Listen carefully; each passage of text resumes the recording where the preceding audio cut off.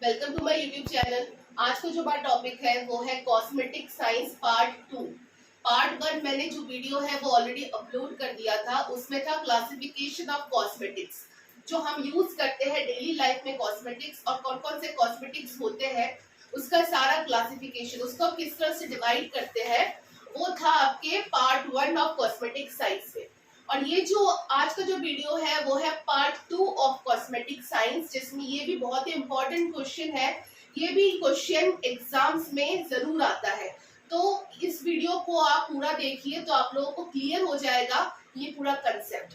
आज का जो टॉपिक है वो क्लासिफिकेशन ऑफ कॉस्मेटिक एक्सिपिएंट्स। जो लास्ट वीडियो था वो है क्लासिफिकेशन ऑफ कॉस्मेटिक्स, ये वीडियो है classification of cosmetic excipients. Excipients का मतलब क्या है? जब हम कोई कॉस्मेटिक प्रोडक्ट बनाते हैं जो आता है फॉर्मुलेशंस के अंदर, मतलब फार्मास्यूटिक्स के अंदर। फार्मास्यूटिक्स क्या है? फॉर्मुलेशन। किसी भी चीज को हमें फॉर्मुलेट करना है, मतलब डोजेज फॉर्म में बनाना है। तो कॉस्मेटिक भी फार्मास्यूटिक्स के अंदर आता है, जिसके अंदर सॉलिड भी होता है कॉस्मेटिक्स, कुछ कॉस्मेटिक्स लिक्विड भी होते हैं, और कुछ कॉस्मेटिक्स सेमी सॉलिड फॉर्म में भी होते हैं। तो इस क्लासिफिकेशन ऑफ कॉस्मेटिक एक्सिपिएंट्स में हम लोग देखेंगे कि कॉस्मेटिक बनाते वक्त कौन कौन से एक्सिपिएंट्स यूज होते हैं। एक्सिपिएंट्स मतलब कौन कौन से ऐसे इंग्रेडिएंट यूज होते हैं वो कॉस्मेटिक्स बनाते वक्त। तो ये इंग्रेडिएंट बहुत ही इंपॉर्टेंट है, ये एक्सिपिएंट्स बहुत ही इंपॉर्टेंट है। तो क्लासिफिकेशन ऑफ कॉस्मेटिक में सबसे पहला जो एक्सिपिएंट है वो है surfactant. Surfactant second excipients classification में rheology modifiers, next is the preservatives, and next humectants, and last emollients। ये आप लोगों को याद रखना है, ये कंसेप्ट पूरा आप लोगों को याद रखना है क्लासिफिकेशन ऑफ कॉस्मेटिक्स का। कॉस्मेटिक एक्सिपिएंट्स की क्लासिफिकेशंस कौन कौन से? एक्सिपिएंट्स मतलब इंग्रेडिएंट्स। फर्स्ट है सर्फेक्टेंट, सेकंड है रियोलॉजी मॉडिफायर, थर्ड है प्रिजर्वेटिव्स, फोर्थ है ह्यूमेक्टेंट्स एंड फिफ्थ है एमोलिएंट्स। ये सारे एक्सिपिएंट्स हैं। इन सारे एक्सिपिएंट को हम कहीं ना कहीं किसी भी कॉस्मेटिक प्रोडक्ट में यूज करते हैं। हर एक अलग अलग कॉस्मेटिक प्रोडक्ट में अलग अलग एक्सिपिएंट्स यूज होते हैं। तो कौन से कॉस्मेटिक प्रोडक्ट में कौन सा एक्सिपिएंट यूज होता है वो आप लोगों को याद रखना है। वो कंसेप्ट, आपका जो बेसिक कंसेप्ट है वो क्लियर होना चाहिए। तो सबसे पहले हम बात करेंगे सर्फेक्टेंट की। तो सर्फेक्टेंट नाम का जो एक्सिपिएंट है जो हम यूज करते हैं कॉस्मेटिक प्रोडक्ट में, तो वो उसके अलग अलग क्लासिफिकेशन है, उसके फिर से फर्दर क्लासिफिकेशन है। जैसे कि सबसे पहला एक्सिपिएंट का जो क्लासिफिकेशन है वो एनायोनिक एक्सिपिएंट या anionic surfactant, non ionic surfactant, cationic surfactant and amphoteric surfactant. मतलब सर्फेक्टेंट एक्सिपिएंट के अंदर भी और 4 क्लासिफिकेशंस आते हैं। तो सबसे पहला एनायोनिक सर्फेक्टेंट, जो यहाँ पे देख सकते हो आप लोग, लिखा है एनायोनिक। एनायोनिक का मतलब होता है नेगेटिव चार्ज। जो एक्सिपिएंट्स जिसमें नेगेटिव चार्जेस प्रेजेंट है उसको बोला जाता है anionic surfactant. Next is the non ionic surfactant. Non ionic का मतलब होता है नो चार्ज, न्यूट्रल, जिसमें ना पॉजिटिव चार्ज है और ना ही नेगेटिव चार्ज है, मतलब न्यूट्रल उसमें चार्ज है, तो उसको बोला जाता है non ionic surfactant. Third one is the cationic surfactant. Cationic surfactant का नाम क्या है? मतलब पॉजिटिव चार्ज। ऐसे एक्सिपिएंट्स जिसके अंदर जो मॉलिक्यूल्स है उसका चार्ज अगर पॉजिटिव है, इसका मतलब वो है cationic surfactant. And last one is the amphoteric surfactant. Amphoteric surfactant मतलब ऐसा मॉलिक्यूल या ऐसा एक्सिपिएंट सर्फेक्टेंट के अंदर जिसके अंदर पॉजिटिव चार्ज भी है, नेगेटिव चार्ज भी है, दोनों चार्जेस प्रेजेंट है, उसको बोला जाता है एम्फोटेरिक सर्फेक्टेंट। तो सर्फेक्टेंट एक एक्सिपिएंट है कॉस्मेटिक्स के अंदर जो हम यूज करते हैं। उस सर्फेक्टेंट्स के अंदर ये 4 और क्लासिफिकेशंस आते हैं, anionic, non ionic, cationic and amphoteric. अब बात करते हैं कि इस सर्फेक्टेंट को हम कब यूज करते हैं, हमारे कौन से कॉस्मेटिक प्रोडक्ट्स में इन सर्फेक्टेंट का यूज होता है। तो सबसे पहले आपको जनरल जो इसका फंक्शन है सर्फेक्टेंट का वो याद रखना है। The general function of surfactant is for the cleaning property, मतलब किसी भी चीज को अगर हमें साफ करना है तो हम उसमें सर्फेक्टेंट का यूज करेंगे। तो साफ हम कौन कौन सी चीज करते हैं, जैसे कि हेयर, शैम्पू हम यूज करते हैं जिससे हमारा हेयर जो है, जो बाल है वो साफ हो। तो बालों को साफ करने के लिए हम यूज करते हैं शैम्पू। अब शैम्पू में यूज किया जाता है सर्फेक्टेंट्स, समझ में आ रहा है। किसी शैम्पू में एनायोनिक सर्फेक्टेंट प्रेजेंट होता है, किसी शैम्पू में नॉन आयोनिक सर्फेक्टेंट प्रेजेंट होता है, किसी शैम्पू में कैटायोनिक सर्फेक्टेंट प्रेजेंट होता है और किसी शैम्पू में एम्फोटेरिक सर्फेक्टेंट प्रेजेंट होता है। तो अलग अलग शैम्पूज में अलग अलग सर्फेक्टेंट्स प्रेजेंट होते हैं अकॉर्डिंग टू द हेयर। कैसा हेयर है, ड्राई हेयर है, ऑयली हेयर है, क्लीनिंग प्रॉपर्टी कैसी चाहिए, ज्यादा चाहिए, कम चाहिए, ज्यादा जो है फोम प्रोड्यूस करने वाला शैम्पू चाहिए या कम फोम प्रोड्यूस करने वाला शैम्पू चाहिए, उस हिसाब से सर्फेक्टेंट को डाला जाता है। तो सबसे पहला हुआ सर्फेक्टेंट का मेन फंक्शन क्या है, क्लीनिंग प्रॉपर्टी। किसी भी चीज को साफ करना है तो उसपे हम डाल देंगे सर्फेक्टेंट। अब शैम्पू के अलावा कौन सी चीज में सर्फेक्टेंट पड़ सकता है, जैसे कि सोप को भी हम यूज करते हैं फॉर क्लीनिंग पर्पस के लिए। तो सोप में भी यूज होता है सर्फेक्टेंट। अलग अलग सोप में अलग अलग सर्फेक्टेंट प्रेजेंट होते हैं। तो कौन कौन से चीजों में सर्फेक्टेंट प्रेजेंट कर सकते हैं हम कॉस्मेटिक्स में, shampoo, soap and third one is the detergent powder. So detergent powder किस लिए होता है, क्लीनिंग पर्पस के लिए। हमारे जो कपड़े होते हैं उसको हम धोते हैं डिटर्जेंट से, तो डिटर्जेंट में सर्फेक्टेंट को यूज करना बहुत जरूरी है, क्योंकि सर्फेक्टेंट का मेन काम ही है सफाई करना, क्लीन करना। तो जिसमें अलग अलग चार्जेस वाले सर्फेक्टेंट होते हैं, positive charge, negative charge, neutral charge and both the charges. तो ये समझ में आ गया आपको। सर्फेक्टेंट सबसे पहला एक्सिपिएंट जो हम कॉस्मेटिक में यूज कर सकते हैं, क्लीनिंग पर्पस के लिए अगर हमें यूज करना है तो हम इस एक्सिपिएंट को हमारे कॉस्मेटिक में जरूर डालेंगे, जो कि है सर्फेक्टेंट। अब आते हैं हम नेक्स्ट एक्सिपिएंट्स में, जो है रियोलॉजी मॉडिफायर्स। अब रियोलॉजी मॉडिफायर का मतलब क्या है, रियोलॉजी का मतलब होता है विस्कोसिटी, ठीक है।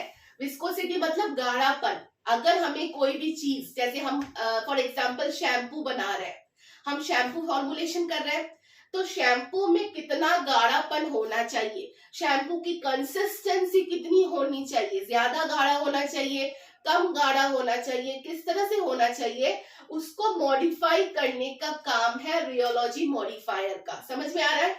फॉर एग्जाम्पल हम शैम्पू बना रहे हैं, वो ज्यादा गाढ़ा हो गया, उसको हमें थोड़ा कम गाढ़ा करना है, तो हम रियोलॉजी मॉडिफायर को थोड़ा ऐड कर देंगे, मतलब शैम्पू की कंसिस्टेंसी के हिसाब से। और शैम्पू अगर थोड़ा कम गाढ़ा है, मतलब पतला सा दिख रहा है, और उसको हमें शैम्पू की कंसिस्टेंसी में ले जाना है, उस गाढ़ेपन तक ले जाना है, तो हम रियोलॉजी मॉडिफायर वाले केमिकल को उसमें थोड़ा डाल देंगे।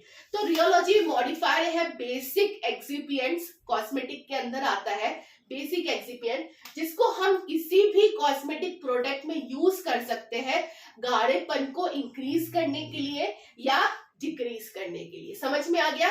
यह है रियोलॉजी मॉडिफायर, यह है basic excipients of cosmetic excipients, ठीक है। अब थर्ड वन आता है जो बहुत ही इंपॉर्टेंट है, मतलब ये जो एक्सिपिएंट्स है वो सभी कॉस्मेटिक प्रोडक्ट में जरूर जाता है।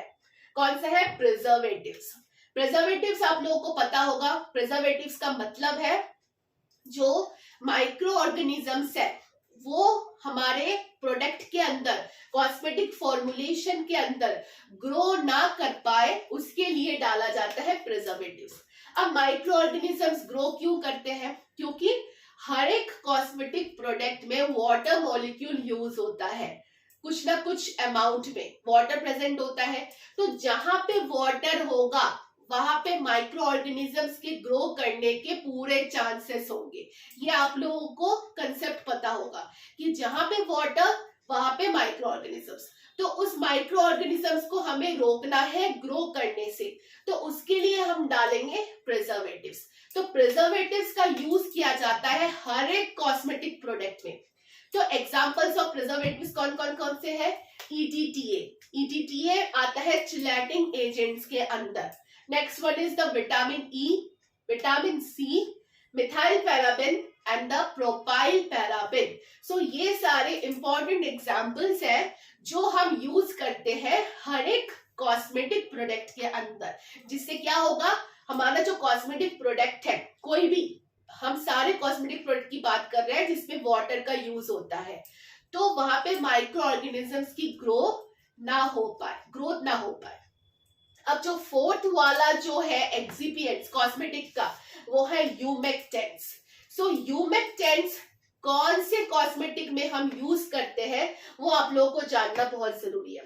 ह्यूमेक्टेंट का सबसे पहला फंक्शन है use to keep skin moist. मतलब हमारा जो स्किन है, हमारा जो स्किन क्या है, skin is the largest organ of the human body. हमारी ह्यूमन बॉडी में सबसे जो लार्जेस्ट ऑर्गन है वो है स्किन।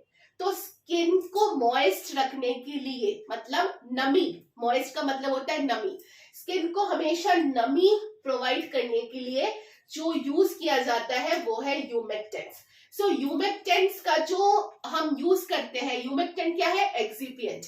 तो ह्यूमेक्टेंट एक्सिपिएंट्स को हम ज्यादातर यूज करते हैं, जैसे कि कोल्ड क्रीम है जो हम ठंड में यूज करते हैं, कोल्ड क्रीम। तो जिससे क्या होता है, जो हमारी ठंड में क्या होती है, हमारी स्किन ड्राई हो जाती है, तो उस ड्राई स्किन को मॉइस्ट कौन प्रोवाइड करेगा? ह्यूमेक्टेंट। तो ह्यूमेक्टेंट ऐसे कॉस्मेटिक प्रोडक्ट में यूज किया जाता है जो हमारे स्किन को नमी प्रोवाइड करे या मॉइस्ट दे। ठीक है, समझ में आ गया? तो जो ह्यूमेक्टेंट है वो ऑपोजिट होता है डेसिकेंट।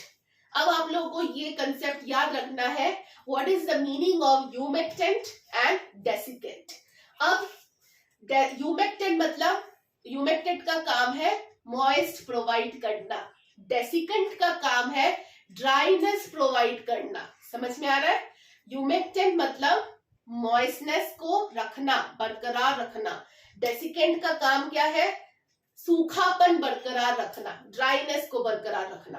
तो ह्यूमेक्टेंट के एग्जाम्पल क्या है? ग्लिसरीन, सॉर्बिटॉल, सॉर्बिटान, ये सारे एग्जाम्पल्स होते हैं ह्यूमेक्टेंट जो हम यूज करते हैं हमारे कॉस्मेटिक प्रोडक्ट में, जहां पे हमें हमारे स्किन को थोड़ा ह्यूमिडिटी या मॉइस्टनेस देना है। तो ह्यूमेक्टेंट किस किस चीज में हम यूज कर सकते हैं? जैसे कि कोल्ड क्रीम में, फिर उसके बाद लोशन में, मॉइस्चराइजर्स में। ज्यादातर हम लोशन एंड मॉइस्चराइजर यूज करते हैं हम ठंड के दिनों में, तो उसमें हम ह्यूमेक्टेंट सर्फेक्टेंट को या ह्यूमेक्टेंट एक्सिपिएंट्स को हम डालेंगे। अब लास्ट वन जो है एक्सिपिएंट जो हम किसी कॉस्मेटिक्स में यूज कर सकते हैं वो है emollients. So emollients and humectants में बहुत ही माइन्यूट डिफरेंस है जो आप लोगों को समझना पड़ेगा। इमोलिएंट का काम भी क्या है? जो हमारी ड्राई स्किन है उसको मॉइस्टनेस देना। लेकिन इमोलिएंट जो एक्सिपिएंट है वो स्पेशली उन कॉस्मेटिक प्रोडक्ट में यूज किया जाता है जिसकी स्किन बहुत ही ड्राई हो।